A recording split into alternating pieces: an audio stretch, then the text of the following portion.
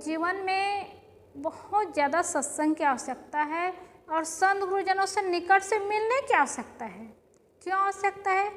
इसलिए कि संत महात्मा आते हैं तो पैसा कौड़ी नहीं देते, रुपया पैसा जमीन मकान दुकान नहीं देते, लेकिन जीवन जीने की कला सिखाते हैं।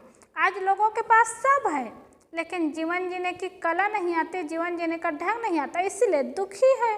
और यही दुख को सुख में परिवर्तन कैसे करें, वो ज्ञान संत गुरुजन देते हैं। इसीलिए संत गुरुजनों के पास जाना और उनसे मिलना बहुत ज़रूरी होता है, क्योंकि संत महात्मा हम लोग को बहुत अच्छी बात अच्छा ज्ञान बताते हैं। संत महात्मा अपने लिए नहीं बताते, हम लोग के लिए बताते हैं कि हमारा जीवन सुंदर कैसे बने, सुखमय कैसे बढ़े और जीवन में हमें संतुष्टि कैसे मिले। और इसी ज्ञान की तो आवश्यकता होती है। मेहनत करके तो पैसा कमा सकते हैं, मकान बना सकते हैं, ज़मीन खरीद सकते हैं, लेकिन क्या मेहनत करके शांति प्राप्त कर सकते हैं? ये शांति प्राप्त करने के लिए संत गुरुजन ज्ञान की बात बताते हैं और इसके लिए बहुत ज़रूरी है कि अच्छे लोगों से मिले और संत महात्माओं से मिल करके जीवन में अच्छे ज्ञान को उतारे, जिससे सुख मिलेगा, संतुष्टि मिलेगी। आज सज्जनों सब पढ़े लिखे हैं, बहुत ज्ञानी हैं और धन की कमी नहीं है, लेकिन खान पान बिगड़ा हुआ है। कितनी बड़ी समस्या, खान पान बिगड़ा हुआ है और इसीलिए घर परिवार नरक बन जाता है। खाने पीने की चीज़ रोज चाहिए, रोज खाना है पीना है, लेकिन शुद्ध सात्विक ना हो तो इसी से घर परिवार नरक बन जाता है। संत गुरुजन यही बताते हैं, समझाते हैं कि खाने पीने में शुद्धता होनी चाहिए, साफ सफाई का गुण होना चाहिए और व्यवहार होना चाहिए, तो इससे खुद को अच्छा लगता है और आने वाले लोगों को भी अच्छा लगता है। एक बार एक महात्मा का बहुत सत्संग होता था, सब लोग महात्मा जी से मिले हुए थे, तो सब लोग की चाहना हुई कि जेल में बहुत कैदी लोग हैं और गलत काम करके ही वहाँ जेल में बंद है, तो इन लोग को सीख मिले कि जेल से छूटने के बाद अच्छा कर्म हो, अच्छा जीवन बने। तो वहाँ संत को ले जा कर के सत्संग होना चाहिए, भक्तों की चाहना हुई और वहाँ जेल में पुलिस अधिकारी से बात किए और संत जी से भी बात किए और बात हुई और वहाँ फिक्स हुआ और सेंट्रल जेल में सत्संग हुआ। बहुत कैदी लोग बैठे रहे, सब सुन रहे थे एकदम ध्यान से और संत जी सबको समझा रहे थे, हमारे तन से, मन से, वाणी से, तीनों से क्रिया होती है, व्यवहार होता है और इंद्रियों से, वाणी से, मन से कुछ बिगड़ता है, वाणी बिगड़ती है, आचरण बिगड़ता है और काम बिगड़ता है तो गलत होता है, तो यहाँ तक जेल तक आना पड़ता है। इसलिए तन मन वाणी से कोई गलत काम न करे, गलत व्यवहार न करे, जिसका परिणाम भोगना न पड़े और यहाँ जेल तक देखना न पड़े, जेल तक आना न पड़े, ऐसा कर्म करना चाहिए। सबको सुंदर व्यवहार करना चाहिए, सुंदर कर्म करना चाहिए। यही सब ज्ञान की बातें सब बता रहे थे महात्मा जी। एक व्यक्ति दूर में रह करके बहुत रो रहा था।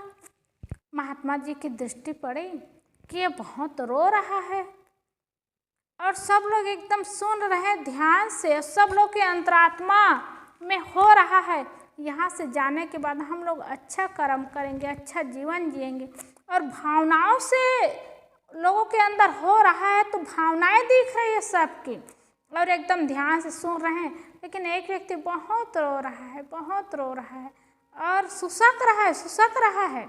तो महात्मा जी देखते रहे।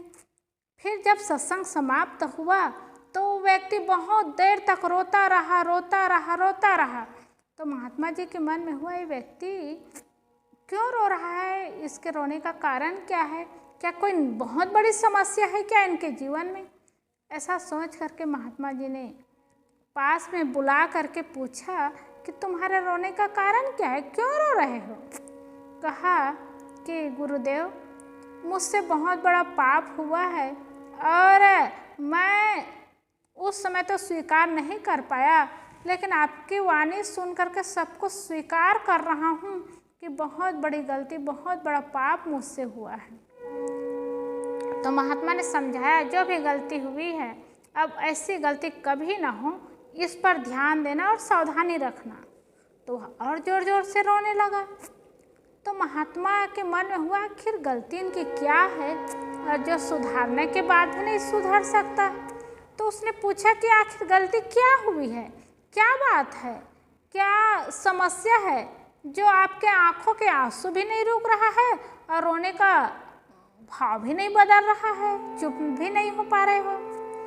तब उन्होंने बताया कि गुरुदेव, 8 साल पहले की बात है, मेरे जीवन में जो समस्या आई वो मेरे जीवन भर उस समस्या का समाधान तो नहीं होगा, लेकिन याद आते ही बहुत तकलीफ महसूस होता है और घुटन होता है।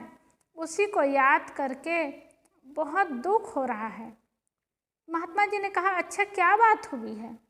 तब उन्होंने बताया, 8 साल पहले घर में मेरी पत्नी थी, मेरे बच्चे, और घर एकदम बढ़िया हंसता खेलता मुस्कुराता हुआ जीवन चल रहा था और घर पूरा परिवार से भरा हुआ था, अच्छा जीवन बीत रहा था। लेकिन मेरी एक आदत थी, शराब पीने की आदत। महात्मा जी ने कहा, अच्छा शराब पीने की आदत थी, इसी कारण तुम्हारा जीवन दुखमय बना। वह व्यक्ति कहता है, गुरुदेव, कि वह शराब पीने की आदत ही नहीं थी, उससे और बहुत बड़ा परिणाम आया। और क्या परिणाम आया? उन्होंने बताया कि शराब पीने की आदत तो थी, लेकिन मैं घर में ला करके पीता था। मेरी पत्नी कहती थी कि शराब मत पिया करो, मत पिया करो, लेकिन मैं मानता नहीं था, क्योंकि मेरी आदत बन गई थी और आसक्ति हो गई थी और आदत को छोड़ नहीं पाता था, तो शराब पिए बिना रह नहीं पाता था। एक दिन मेरी पत्नी गुस्सा में आकर के कहने लगी, इस घर में या तो मैं रहूंगी या फिर शराब रहेगा, और शराब का उपयोग करेंगे तो मैं नहीं रहूंगी। तो मैं तो कुछ सोच नहीं पाया, कुछ कह नहीं पाया। तो पत्नी कहती है, ठीक है, मेरे रहते शराब इस घर में नहीं होना चाहिए और शराब का उपयोग भी नहीं करना है इस घर में। शराब पीना ही है तो बाहर पी के आना, लेकिन घर में शराब का उपयोग नहीं करना है। तो इस बात को मैं स्वीकार कर लिया और मुझे संतोष हो गया कि मुझे पीना बाहर होगा तो बाहर पी लूँगा, और इस बात को मैं स्वीकार किया। एक समय आया, पत्नी कहने लगी, बहुत दिन हो गया अपने माँ के यहाँ नहीं गई हूँ, तो 4-5 दिन के लिए माँ के यहाँ मैं जा रही हूँ। तो मैं कहा कि 4-5 दिन के लिए क्यों, 10 दिन रह के आना। पत्नी कहती है, देखूंगी समय के अनुसार, नहीं तो आ जाऊंगी। मैंने कहा कि रह के आना, बहुत दिनों में जा रहे हो, जाने का संयोग नहीं बता, 10 दिन रह के आना। और वो बच्चों को लेकर के गई तो मुझे संतोष मिला कि हाँ देखो, 10 दिन के लिए जा रही, मेरे तरफ से तो छुट्टी हो गई, जा रही है तो 10 दिन तक तो फ्री होकर के मुझे रहना है और स्वतंत्र होकर के मुझे जीना है। बहुत खुशी हुई मुझे। और वो उनके जाने के बाद दूसरा दिन से शाम के समय सब मित्रों को बुला करके, घर में बुला करके त्योहार मनाने लगा और शराब ला करके सब मित्रों को पिलाने लगा। सब एक साथ बैठ करके पीने लगे और सब खुशी प्रसन्नता के साथ हंसते मुस्कुराते बात व्यवहार करते करते समय कट जाता था। तो रोज शाम को बैठते थे और शराब पीते थे और बात व्यवहार करते थे और त्योहार मनाते थे। ऐसे ही समय बीत रहा था। 4-5 दिन के बाद में दरवाज़ा खटखटाए तो मुझे लगा कि और कोई मित्र आ रहे होंगे, तो अपने मित्र को कहा कि देखो दरवाज़ा की आवाज़ आ रही है, तो जा कर के देखो कोई मित्र आ रहे होंगे तो दरवाज़ा खोल दो। मित्र गया दरवाज़ा खोलने। जब दरवाज़ा खोलने गया तो देखा उस घर की मालकिन है। तो जो दरवाज़ा खोलने गया था वो भी एकदम चुप रह गया और देखा वो बहुत गुस्सा में थी। जब अंदर आई तो देखती क्या है, सब शराबी लोग उनके घर में बैठे हैं। जो घर मंदिर बना था वो घर नरक बन गया है। और देख करके उनको बहुत पीड़ा हुई, बहुत दुख हुआ। तो सामान को एक तरफ रख दी और रख करके वो एक कमरा में चली गई बच्चे को लेकर के। तो धीरे धीरे जितने उनके मित्र लोग आए थे, जितने शराबी लोग आए थे, सब जान गए कि यहाँ का माहौल बिगड़ गया है, उनकी पत्नी आ गई है, अब ठीक नहीं होगा।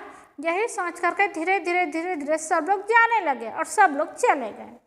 जब सब लोग चले गए तो घर मालिक के मन में हुआ अब तो माहौल बिगड़ गया, मामला बिगड़ गया। मेरी पत्नी तो 10 दिन में आएगी ऐसा मन में था, लेकिन जल्दी आ गई। यही सोच करके अब वो क्या करे। तो पत्नी कमरा में थी, तो कमरा में वो गए और कमरा में गए तो पत्नी का चेहरा देखा और बहुत गुस्सा में थी पत्नी। गुस्से में थी तो घर मालिक ने क्या किया, वहीं पर लोहा की कुर्सी थी, लोहा की कुर्सी से जोर से उसके सिर को मारा और उसके सिर को मारा तो सिर में तो पड़ा ही और दिमाग में भी प्रभाव पड़ा और ऐसा शरीर में पड़ा कि तुरंत शरीर भी छूट गया, क्योंकि लोहा से मारना और एकदम जोर से पड़ना उसका तो प्रभाव पड़ता ही है। बहुत जोर से पड़ा। डॉक्टर बुलाए, देखे तो डॉक्टर भी मृत घोषित किए कि शरीर छूट गया है इनका। तो जो 2 बच्चे रहे, दोनों बच्चे रोते रोते बाहर गए और बाहर गए।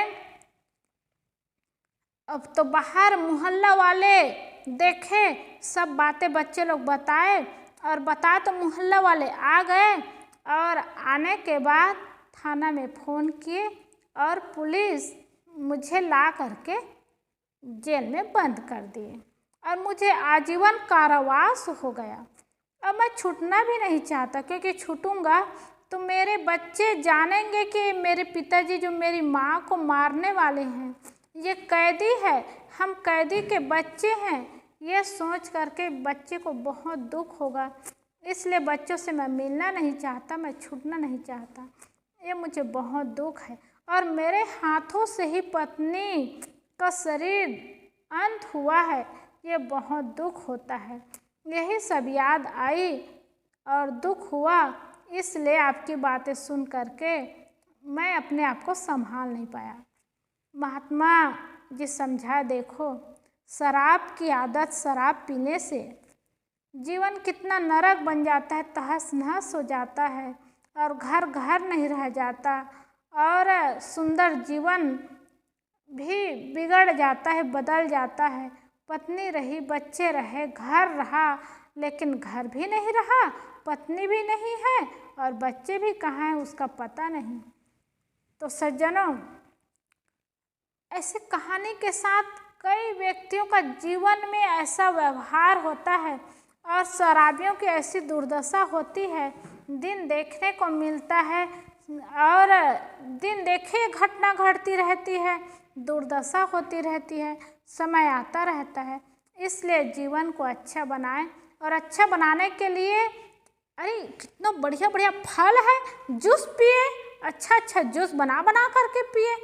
लेकिन जूस पीने में मज़ा नहीं आता सज्जनों, शराब पीने में मज़ा आता है। शराब की आदत बन जाती है तब और शराब पीते ही नहीं हैं, जीवन को भी बिगाड़ लेते हैं।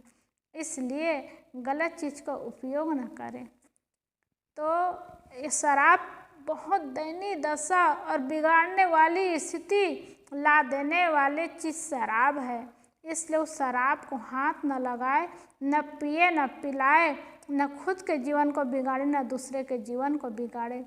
और ऐसी आदत का उपयोग करने वाले न कभी बने हैं, न कभी बन पाएंगे। आज तक कभी न ऊंचा हुए, न ऊंचा हो पाएंगे, न भविष्य बना है, न बना पाएंगे। इसलिए अच्छा मेहनत करें, अच्छा कर्म करें, अच्छा जीवन जिए, अच्छा रास्ता अपनाएं और सत्संग करें, भजन करें, भक्ति करें। ये भी देखने को मिलता है कि सत्संग करने वालों का जीवन कितना महान होता है, कितना सुंदर होता है। धन भले कम हो, लेकिन जीवन महान बन जाता है और ऊपर उठ जाता है। शांति का जीवन होता है, शांति की जिंदगी होती है और ये जीवन की बहुत बड़ी सफलता है। इसलिए शराब पीने की आदत का त्याग हो, जो भी पीते हो उसका त्याग करें और जीवन को सुंदर बनाएं, सुखमय बनाएं। अच्छे अच्छे खाने की चीज़ है, पीने की चीज़ है, उसका उपयोग करें। और जिससे तन बिगड़ता है, मन बिगड़ता है, वाणी बिगड़ती है, उसका उपयोग न करें। और परिवार वाले जिससे बिगड़ते हैं, ऐसी चीज़ का उपयोग ना करें। बोलिए सद्गुरुदेव की।